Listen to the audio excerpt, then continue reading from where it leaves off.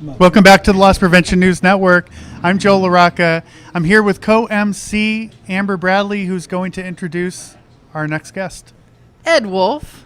What's up? Thank you for being here. Thank you. Thanks for being here. So we got to get formal. Ed Wolfe, Vice President of Business Development for WG. Thank you for joining us. And being one of the sponsors here at the event That's today. right. Well, thank you. Right. Thank you. So we've done a lot of public service announcements, haven't we? Yeah, we Some of my most favorite with the whole like identity theft one. So quick update. You don't have your Social Security card in your wallet anymore, right? I never had. Oh, that was just for the camera. That was Okay, just for I the feel camera. duped. No. Did I say I had it in my wallet? Yeah, because I was. I said I couldn't dirting find it. For I hadn't. I was dirting on you because I was like, okay, guys, he has his Social Security. You know, Well, some good. people do That's- carry their Social Security I know, card in their I wallet. No, I know that. Yeah, You shouldn't do that. shouldn't do For that. those of you at home, don't do that. Don't laminate it either, because Don't that's be, apparently don't be a like problem. that idiot Is that on right? what's that Yeah, you company? can't What's laminate the it. company we're talking about?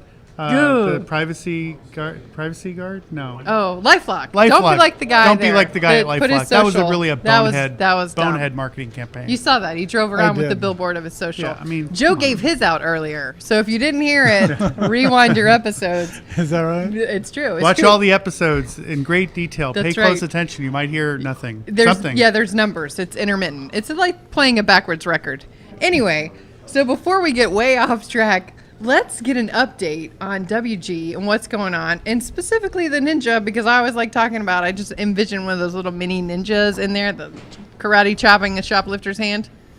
Well, thank you. No, yeah, well, well- we've been doing this for like, 4 or 5 interviews That's now, right. so I know. it's- It never gets so old. But doesn't. Ninja's catching on. Yes. What we really have found in the last year, having done a number of significant studies with major retailers, is that the real benefit that Ninja brings is that it improves the compliance on the part of the store to adhering to the standards that the corporate office lays out.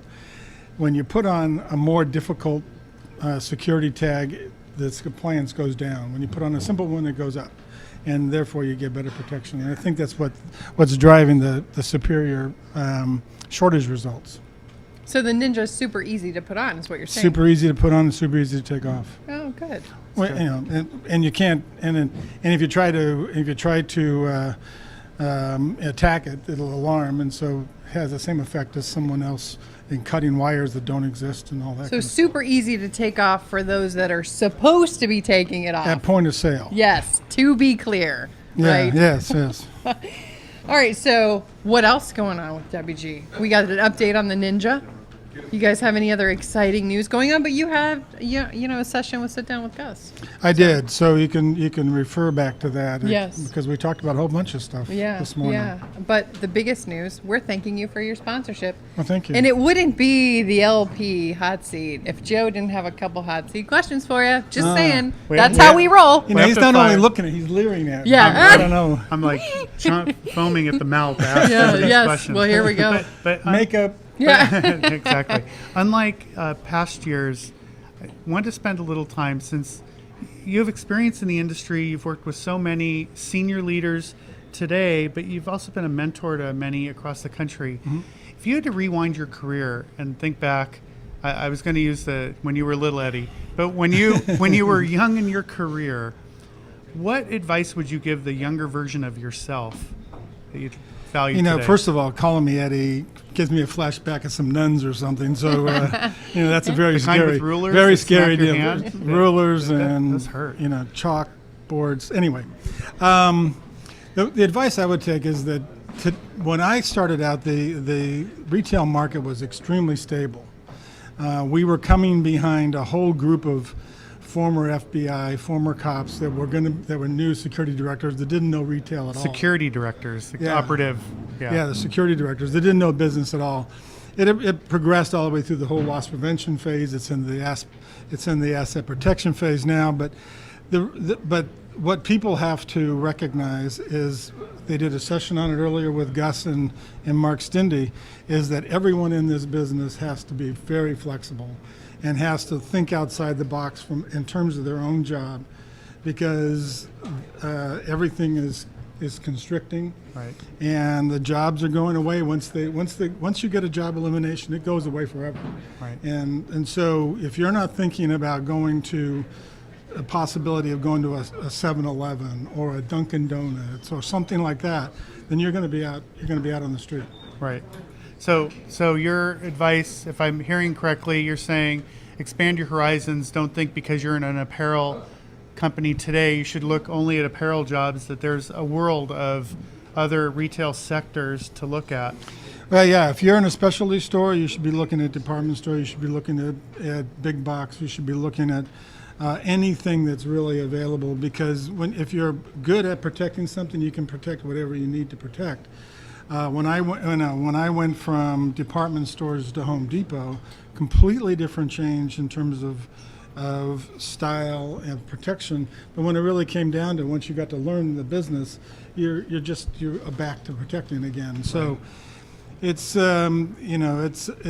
something where you just can't lay back on your laurels and your foundation. You have to really think forward.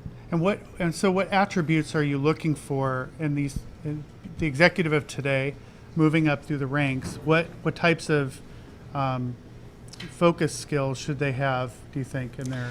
Well, I think they ought to be, it sounds funny, but they ought to be a risk taker, because there aren't firm foundations of what you're supposed to do. So you're supposed to drill through what you have, understand your business and take that risk for your company's benefit, because it probably hasn't been proven to be, factually or statistically effective. But if you understand what it is, you need to go forward. Right. Also, a person that wants to build a diverse relationship with diverse workplace, because that clearly is an important aspect of being a leader in this business. And we've had lots of other executives today talk about having operations in the fold too. Broadening your horizons to say, hey, look, maybe you take some operations role at some point in your career. Well, it's very important, because the loss prevention, bad guy catching, interviewing of dishonest employee things is shrinking. And so for example, when I went to Home Depot, we did basically store operations for a very long time before we even got into the bad guy catching phase, because that's what was needed to reduce shortage in the company. So you have to have that mentality to be able to do what it takes to stop the shortage. I always think it's cool when you hear about those retail companies that if you get a job at the corporate office, you have to spend time in the store, right? So I know 7-Eleven does that, right? Where people join in the corporate level and then they go have to work in a store for a couple weeks. And I kind of dig that, right? Because no one knows what it's like to work on the front lines unless you've done it. Yeah, when I started at Depot, we had a program that no executives, you had to work a month in a store, and in stores. And so I had to do receiving, had to be in garden, had to be in all those. Did you have to different... cut lumber? No, they wouldn't. They Thank don't. God. No, Ed Wolfe with a saw. Scary. That goes all the way back to being criticized for how I hold my scissors. So no, I don't. Back to the little Eddie days. Back to those nuns again, for Christ's sake. But the point is that. Hallelujah. Yeah, I didn't do any heavy lifting. I am not a do-it-yourself guy. No. But I can tell what do-it-yourself guys what to do. Kind of like Howard Cosell telling Muhammad Ali how to fight. My favorite experiences going back to stores at Disney was spending time in stores that were remote. Go way out. Yeah. Everybody'd hit the inner city, stores by the corporate office, Right. or in the big cities where they have moved from. I enjoyed going out to the suburbs where they hardly ever see someone from home base, and they are so candid and frank, and the problems they see are so real because they're not a test store. They don't get a lot of visits from their, regional management team. They also really care about the business, and they love being there. Well, and the cast members at the Disney store, I can speak from experience from my 5-year-old because I'm in there a lot. They're awesome. They tell the story. They make it an experience. That's right. And you wouldn't know how to do that, or you wouldn't even know the culture unless you spent time there. So Megan Curtis, Bryant McAnally, we're giving you a big shout major out. Props. Right, Disney Store peeps. That's right. Congratulations, Paul Gaynor, who did a speech here at the NRF conference. Right. But we're also giving you mad props. Yes. Ed Wolfe, yes, from And WG. WG. Thank you for being a sponsor Yes. and for joining us as a guest And I MC. think we need to turn it back over. We are. We're Okay, so I'm Joe LaRocca. You can follow me at LaRoccaJ on Twitter. Amber Bradley, you can follow her at My Calibration. And of course, look up At Ed Little Wolfe. Eddie. Don't follow me. Sorry.